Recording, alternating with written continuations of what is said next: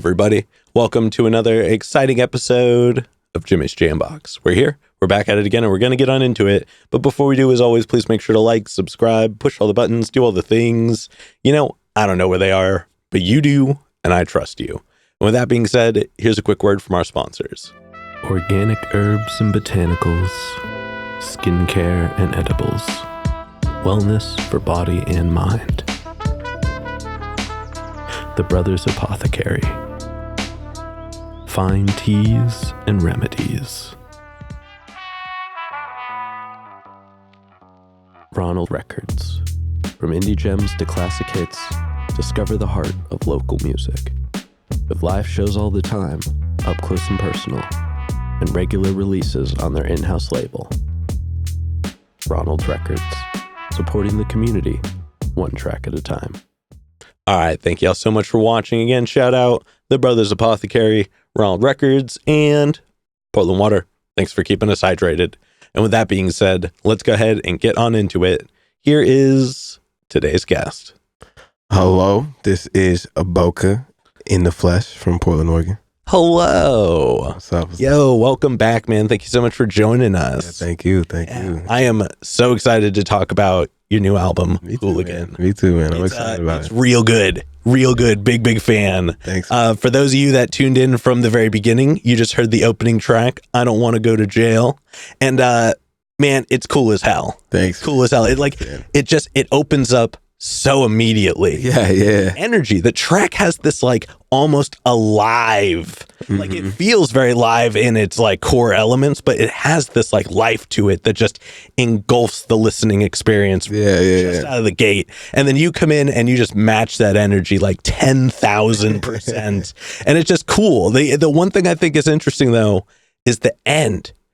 It's this long, like drawn out fade out that just like gently sets you down into the next track. Yeah. What a cool design of that track. I am a big fan. Thank you, man. Is there anything you can share with us about it, and what made you decide to choose that as the first one? Yeah, so like I guess creating that song came with like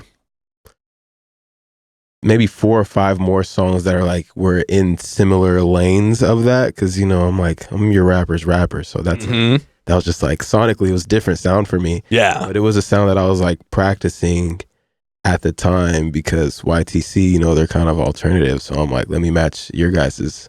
And yeah, that came on and I'm like, bro, like I just wrote it so fast, like it wrote itself. It's probably one of the fastest songs I've ever written before. Damn. And yeah, I went in there and they didn't know. So like, okay, just making the beat, you know, and they just didn't know how I was gonna approach it. And I was like, I can go in the booth. No, yeah.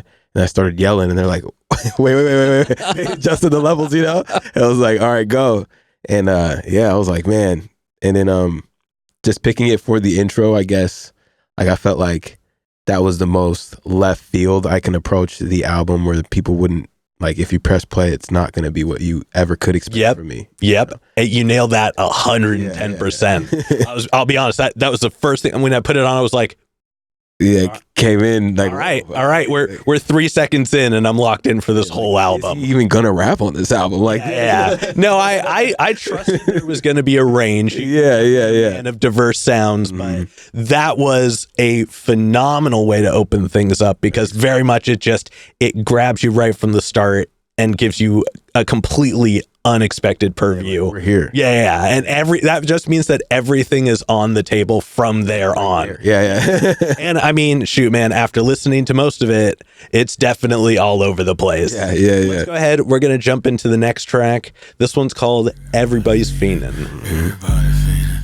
The bad got everybody fiendin'. Everybody fiendin'. Everybody fiendin'. The dark side got everybody fiendin'. Got they neck itching, got they back broke. They been knocking at the door for the crack smoke. They know Bocha always give them what they ask. All right, and we're back. Dude, that track is wild. Thanks, man. I mean, it's very thick. It's got lots of stank. Yeah. The lead synths are a little disorienting, like for the beat itself, but in this like really engaging way. And again, like you just get right into it. It's just that's 2 for 2 on just you coming in, and your verse is so particular and cold. Yeah. And then you have two super powerful features. I Love McConan and Jid on the track. Just they really add their own flavor. They came out swinging. This is definitely some good stuff on their end as well. Yeah. So you had a really cool track with this one. Before I get into my next question, do you have anything you'd like to share about it? Yeah, I guess originally that song, it was a McConan song. So, Oh, okay. and like we chopped it up. So the song was probably like 10 minutes Oh, dang. of McConan in the booth, like freestyle and just yapping in the mic. Well, we actually have the other 9 minutes right here. No. You know? And then just like days later, we're listening to it and it was that Everybody Fiending part. And I'm like, I like that. and then we just cut that part and I was like, all right, we'll just make a different song out of this part. And we like kind of changed the beat, took that part, and then I made the song and we sent it to Jay. Yeah, like we're like boom, boom, boom. Hell yeah. Yeah, but originally it wasn't even my song. Damn. Yeah. It ended up in a cool spot. Yeah. This next question, we're just gonna kind of get it out of the way early. How'd you pick the name for the album? Yeah, so I guess I've always had the idea of an album called Hooligan, because I just felt like that was just like the perfect word to describe like what I am in my community and like just like me and my friends and where we kind of fit in society and stuff. And I'm like, we're just kind of like some hooligans. And I had this idea for probably like the last 5 years. I just feel like sonically, I just wasn't developed enough to even like create the sound I wanted for this, for that name. Yeah. You know? And it wasn't until like, I started creating with YTC and I'm like, I think this is what I wanted it to sound like this whole time. And like, I, just telling them where I was trying to go with it and they just went crazy. And I'm like, that's exactly what I wanted sonically, is exactly what I wanted. Hell yeah. Yeah, and I just couldn't do that at first. No, totally. This definitely feels like a very grown into album, like sonically, if that makes sense. Yeah. Which I have thoughts that I'm going to share at the end, so I don't want to dig into it too much here. I want to save that for the grand finale. Yeah. But let's go ahead. Let's jump back into the next track. This one's called Gritty Teeth. Yeah. Like, you niggas is bubblegum. Mama asking, son, why you so damn troublesome? So damn young when I hit the blunt. Black and lung, black and I quickly learn to strategize. Try to step foot or combat with I. Meet the heathens I feast with. All right, we're back. Okay, now I know I said the last track was like a little more on the sneaky side. Yeah. But that beat was sneaky as hell. Oh my God. It's like, and that like choppy panning sound. It's so cool. It just like grabs you. And you let that one breathe for a little bit. Yeah, a little bit. You give that one some space. And great timing position wise. That track, I think the track really highlights like the intricacies of your vocal layers. There's this interdynamic between all your parts that really plays off each other. And it's cool because you were coming in and you had all your lines and they were like almost like percussive in certain moments. You were catching it, and then like the production just mirrored that in such a cool way. It felt like if Gorillaz and Flatbush Zombie made a track together. And that's kind of like, the lane that we were like teetering in, Gotcha. Yeah, do you have anything you'd like to share about that track? Yeah, I guess the process of that was just that day. It was me and Jason. So it was just me and Jason, and we made like the first half of that. And then I was writing, and then Snugsworth comes in and he's like, oh, what is this? We're like, sit in the chair, do something. And then that's when the switch up came, and I was like, out the way. That was just Snug's version of the beat. Oh, okay. Re-chopped it up, sampled it, and we extended it. So it was like the first half was Jason, the second half was Snugs, and I just like wrote to it all. Like that? Fuck yeah, that's cool. Yeah, it was fun. Cool. It was fun. Now, what made you decide to go like full album? Like, and did you have that direct like vision from the start, or how did it come together? Yeah, I guess I am an album artist. Like, there's not too many one-off singles in my catalog. Yes, very much so. And if there was a single, it was because it was going to be on an album. And so I was like initially taking that approach. And that's why like Gritty Teeth, I believe, was like the first single because it was supposed to be a one-off. And then I was like, we're making a lot of good music. And I'm like, a couple months go by, and I'm like, well, hey, man, why not just throw another album out there? Because it was just sounding too cohesive, and we were too much in a pocket for us to not, like, put it all together. Hell yeah. So you kind of just, as you were working on stuff, it all just lined up in a way that you were like, let's just keep going this way. Yeah, and we're like, okay. And I'm like, I had this idea called Hooligan, and he's like, yeah, perfect. Let's keep running that. Damn. Okay. So like the name kind of superseded the like album's existence in a lot of ways. You know, it kind of like that's so cool. Yeah. Like, oh, this is what it was supposed to sound like. Whoa. You know? And I'm like, oh yeah, this is Hooligan. Was there like, do you remember the like specific moment where you like decided to connect the two? Like, do you remember that moment in time? Yeah, I'd say it was, or I guess like what the idea when I'm like, oh, this could be a potential like of what I was trying to go to was the first studio sesh, and it was for the what did I make that day? I think I made Somebody Stop Him that day and like 3 other songs, but it was like our first time. Like it was just a text like, hey, Bocha, pull up. I'm like, for sure. And we just like made like 4 or 5 songs that day, and I'm like, well, I don't just like do that with anybody. And I think that's when I was like, all right, I think we got something here. You know, like how many of those 4 or 5 songs ended up on the album? From that first day, I think just one. I think it was just one. I've performed like almost all of those, but I think we just released one. Gotcha. Okay. Hey, nothing wrong with that. Yeah, because a lot of them were like jam sessions, and then this was like the most like, all right, this is like a song actually. Okay. Cool. Well, that question was more for me than anything else. I just cooled it out. But let's go ahead. We're gonna jump into the middle portion for this next one. This next track's called Pennies, Nickels, Dimes. Yeah, man. Been with the gang, I've been with the slimes. Focus on yours, I focus on mine. I know who you are when you ain't on the net. I be outside, niggas posing no threat. Pay my bills and so do time. Steady grind for me and mine. Bitches worry about some sex. I'm out here worried about a check. Niggas. All right, we're back. Now, there's no way I wasn't going to talk about this track. Yeah. I mean, it's just smooth. Yeah, right when it comes so smooth. It's like just butter on the counter, man. And I mean, you were locked in for this one. You were just barring out. And it was cool because it was very sibilant. It was very like full. And even though it's the shortest track on the album, it has a huge presence. Like it's such a notable instant in time. Yeah. And it's a really cool experience. Yeah, thank you. Do you have anything you'd like to share about it? I guess that was pretty easy. It was on a night where I think it was just me and Jason too, and it was like late. I just remember it was so late, and it was like the last song we made. And I was like, all right, let's try to make something. And then he was like, all right, let me just make something smooth. And I was like, and like, I'm like, all right, man, I'm not gonna do too much energy on this. I'm just kind of like talk rapping, like perfect. And then I listened to it the next day, and I'm like, oh, this is kind of crazy.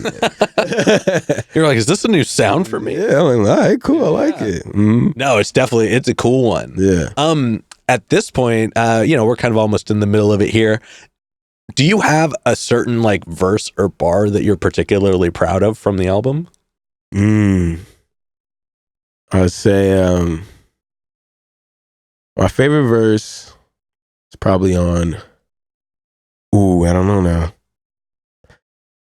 Okay, yeah, it's probably on Ride Along. It's the second verse. Okay. Yeah, just because it was like very personal, and I don't know, it came out so easy, I guess. Yeah. You know? Yeah, I think that's what that was, yeah. Hell yeah. Yeah. All right. But we're going to go ahead and get back into this next track. Yeah. This next one's called Backbreaker. Put this needle in your arm, I don't mean no harm. Fiends get stretched, I don't mean no threat. Pick my weed up from the farm, I can smoke a front yard. Step on my grass, might pop your ass. See the dopest of the niggas off the dopest, the dope. High off that smack, but you calling it coke. Fell out with your folks, cause they lost our hope. Down bad with your hoe, that can never be. All right, we're back.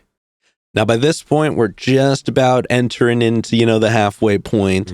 And it's tough to not like retain certain elements. You know what I mean? Like you're going to have to bring some things back. What's cool is that this track definitely has some earlier element aspects, but it's got a whole different era of sound to it. In the halfway point, you really start to bring in these like almost like generational aspects, and this one kind of has like an almost Western feel. This like cool like bounce in the vocals that's really engaging. Not to mention, it is one of the few tracks with features on it, and 100 gram kilo is definitely right there with you. They're carrying their weight and their match super strong. It's a really cool track. Thank you, man. Do you have anything you'd like to share about it? I guess that song was inspired by just what's outside there, you know. I got you. You know, Yeah. You take a ride downtown or anywhere in Portland, you'll see a lot of backs broken. So Fair enough. Well, it's definitely, like I said, it's a really interesting track. yeah, Let's get a technical one out of the way. yeah. Was it all recorded and mixed and mastered in the same place? And did you work with everybody all the way through, or how did you go about putting it together? Yeah, it was mixed, mastered, and recorded all at Burn Money. Okay. And my boy Samuel, he like mixed and engineered everything. But most nights he wasn't there because he's been working all day. So but we just like record everything, and then he just come in and mix and master it all. Gotcha. Okay. Yeah. But it was all at Burn Money. Hell yeah. And were all the beats made like on site, or like? Yeah, everything's made on site. Hell yeah. So all of the songs were made the day of making the song. Whoa. Like, yeah. Were they all like kind of one day like put downs for everything, or did you like come back to them? I came back to Ride Along. So it was the whole thing but the second verse, and I added the second verse. But everything else, I believe, was just like, just once the beat was made, I was writing, we recorded it, and then we're like, is this worthy of putting out? You know, and like, if anything, we'll just go back and clean up production, but all that was just like original takes and everything. Hell yeah. Super rad. And actually that segues well. Let's go ahead and jump back into this next track. This next one's called Ride Along. We from the same land, but you don't understand what it takes to be great. Try to look for God, but we don't know that man. I'm standing right here in your face. In the flesh, blood thicker than water, what's in your chest? Oh, you lion-hearted coming for their respect. What's next? Don't be acting like. All right, we're back.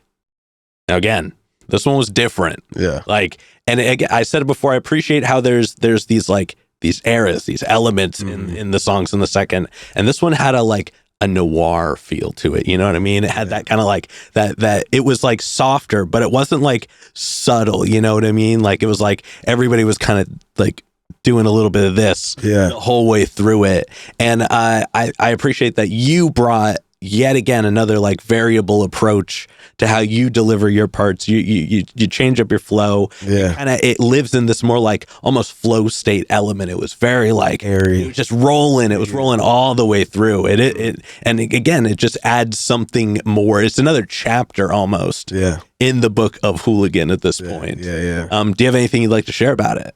I guess like the approach of screaming right off bat, really, like, I don't know, it's like what I heard in my head. I'm like, I don't know why I have to like scream right now. Yeah. and so he was like, sure, that sounds cool. And then we make the joke that I rap in haikus because like I'll just like say something, let it breathe, and I'll say something again. Let it breathe, and I'll just say something again, and it just usually just falls together. But I'm like, that is, I guess, in a way, unorthodox when it comes to just like delivering raps, you know? But I'm like, I guess I'm just doing a couple of haikus there, you know? So I don't know. It was pretty fun to make, though. It was pretty fun to make. Yeah, hell yeah. All right, now, with where we're at in the interview, we're kind of going to, we're going to start moving past the apex here in a second. I'm going to hit you with probably the densest question in the interview. Okay. But you know what? This album, you put a lot of work into it. Clearly, it means something to you. What does the album mean for you, and what do you want it to like? How do you want it to connect to other people? I say the album is where I feel like it's a stamp in time for me. It's one of those albums where you like, you know, an 808s and Heartbreak era, and I feel like that's one of mine right now, and this is like an era for me where I'm like, this is going to be a substantial moment in my career, and I feel it. I just feel it, and like the opportunities that are presenting themselves, and just like how the ball's rolling. And so, you know, like hopefully on the outside looking in, they're like, this was the pivotal moment. Like that was like when he was doing all that stuff, like that's when it was. Hell yeah. Hell yeah. All right. Well, I can't say anything in response to that because I still have my wrap up at the end, but that is good to hear now, and thank you for sharing that. I appreciate it. Let's go ahead. We're gonna jump into the second to last track now. This one's called Right Here. Walk through when I made a mess, like I ain't got respect. Get you chin jack, put this Nike on your neck. I don't bang a gang, but I do represent. Fuck whoever that I offend. More power than Austin, goofy nigga with. All right, we're back. Now, this track was rad. Yeah, right here. It very bouncy, had a little bit of a twinge to it. Yeah. The bass in particular is super tight. And you had this like very like drawly aspect to your delivery. Yeah. Which is wild because for the most part, you know, very straightforward verse throughout the album, but it still had that like character to it. And then Drew Kelly, and just changes up the whole vibe. Crazy. The whole vibe. Like it's almost like yours was just this big old setup for his. For him to just come in and do it. It was a really, really cool feature and a super cool contrast. Yeah. That, like the compare and contrast of the two was really strong. It made for a really cool track. Yeah, it's my daughter from St. Louis. Yeah. Do you have anything you'd like to share about the track? Yeah, originally there was another local artist on there. And I had to take the verse off because I was like, it was me, you guys. I'm sorry. You just couldn't pay my fee. Yeah, and then it just was like, man, I feel like I know somebody that would go perfect on this. I sent it to Drew, and he was like, "Oh, bro, got you." And he sent me it in like a week. Yeah. Okay. Tight. Yeah. Hell yeah. Well, definitely a solid choice in the end. Yeah, appreciate it. Now I want to ask, since we're about to wrap it up here, I want to ask, probably the most difficult question. What's your favorite track on the album? Man, bro. I'm kidding. Or just, what are some of your favorite moments of the album? Which is every day, man. But I feel like right now, my favorites is either I Don't Want to Go to Jail or When It Rains. So it's the intro or the outro track. And yeah, either one of those are like my favorites right now. Oh yeah. Yeah. Oh yeah. Well, definitely with good reason. Yeah. And you know what? We're coming up to the last track here. Would you like to introduce the final song? When It Rains, the final song of Hooligan. Me and mine's outside, regardless of the weather, regardless of anybody that thinking that they better or above. Brody Slowpoke got caught by a slug. When you're all alone, there ain't no man that's above. Not a man that's alive can comment on what I love. Move it to the side, prioritize some funds. All right, we're back. What a great way to end the album. Thank you, man. It had all the best elements. It was very like finale, but it was also moody. It was engaging. It was like tough but moving. And your voice had this like at the end of a run feel to it. It had this like to that point you had been going nonstop, and it felt like where you would be by this point. Yeah. Had it just been you going nonstop all the way through. That's crazy you say that. And then it just ends. Yeah, then it just ends. And it just ends. Like you had your ability to piece songs together throughout the whole album was so specific and so tight that it just ends. Yep, right there. And there was nothing, it felt like there was nothing left, both that needed to be done or was able to be done. Yeah, like you took that journey and now you got it. Yeah. Before I get into my final thoughts, though, do you have anything you'd like to share about it? Yeah, it's crazy that you said like it sounded like I just finished a run or like because that was right after tour. Oh. Yeah. So it was like I lost my voice and like I lost my voice like probably like days before that, but I still had like a couple more shows. So the boom. And then I think I just like we did a jam session that day, so I just really wrecked my voice. And then I was like, bro, I really like this song you're making though. I'm like, I have to rap on it. I hate my voice right now, but I have to rap on it. And then I'm like, oh, I mean, this kind of sounds cool, like, you know? And so I literally was just like going on the back to back, recorded it, and that's when I chilled. So. Oh yeah. Well, it made for the best aesthetic for an ending track. Yeah, thank you. But now I'm gonna share my thoughts about it, man. And I gotta say this one was hard. I I already said in your interview that I thought that you were somebody who like had a really unique approach, really unique sound, your purview, your approach. And I think this album only further proves that. You know what I mean? Like you said earlier, this is the one that people will be like, that was it. Yeah. This was the moment where it happened. Mhm. And so I'm just glad to see the level of like, you know, that you've risen to through this, because I already saw that come in and said it in your last interview. Yeah. But I mean, just it's cool because it's got it. The vibe of the album is so strong. It's almost a concept album in vibe alone. Yeah, just in vibe. Each track is so meticulously dialed in. The album feels well traveled. It feels well seasoned. You know what I mean? It's a super solid body of work. It's definitely a no skip album. Yeah. And it's a privilege to get to share the experience and hear more about it, because there is something so outstanding about this album. Not only do I think it could be a pivotal one for your like experience, but I think it could be a pivotal one for just the space and the era of time for this area in general. Yeah. It's going to have a definitive mark. When people grab onto it, they're going to be like, that came from where? Yeah. This and is that's where it like came from. Kind of what we wanted to do as well. Like, sonically, I want this to sound like the Portland Eye experience, like my outside. If you feel like you're listening to the album and you're like, man, this sounds like I'm in an alley, or this sounds like a whole bunch of like tagging on the wall and broken garages, and like, you know, that's exactly what it's supposed to sound like. It was very chaotic. You know, a gloomy, rainy day, and your shoes are muddy, you don't have an umbrella, and you're getting rained on. Like, that's what it's supposed to sound like. Yeah. You know, like, that's the vibe. At any moment, somebody could like tap your shoulder, punch you in the face, or like, you know, you got to be on edge. Like, that's walking downtown sometimes. Yeah. Like, you know, so that's kind of like the aesthetic I was trying to really push. Damn, man. Well, you nailed it. Thank you. You nailed it in more ways than one. It's a super cool album. If y'all have not heard it yet somehow, stop it. Like, go listen to it now. Just stop right now and do it. It's really cool, and I appreciate you taking the time. Thank you. We're going to go ahead and start wrapping this up. I've got one last question to go. Before we do, let's do the normal stuff. Do you have anything coming up in the next 6 months you'd like to share? 420, I have a show with Green Muse. It's a block party, you know what I'm saying? Big weed event. We'll just be rapping there, but you should pull up. And to be announced. Ooh. Yeah. Okay. Well, definitely looking forward to that. Yeah. Then for this next one, go and look straight at your camera. Tell everybody how they can find you.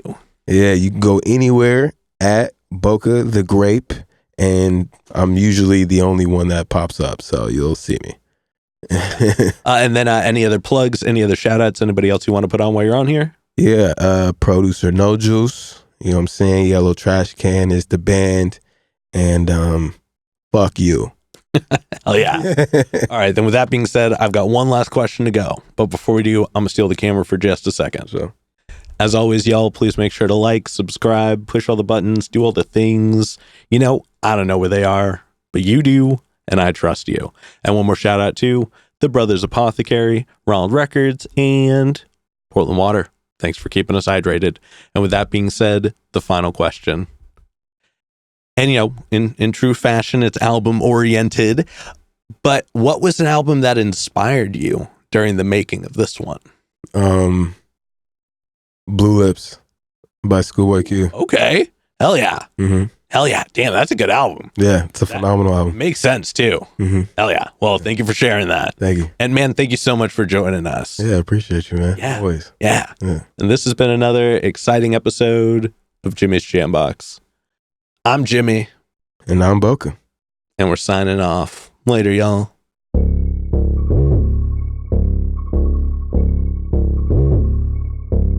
Bitch, I'm better now.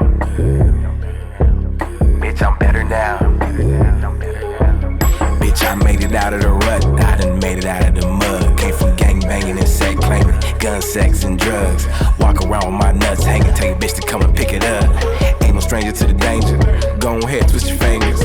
Cops killing all of us, so we kill the cops that's corrupt. By the big nigga batter up, and once I swing, kicking up dust. Man, you niggas ain't that tough. I how my sister set y'all up. Only time I ever gave a fuck is with the bad bitch with a butt.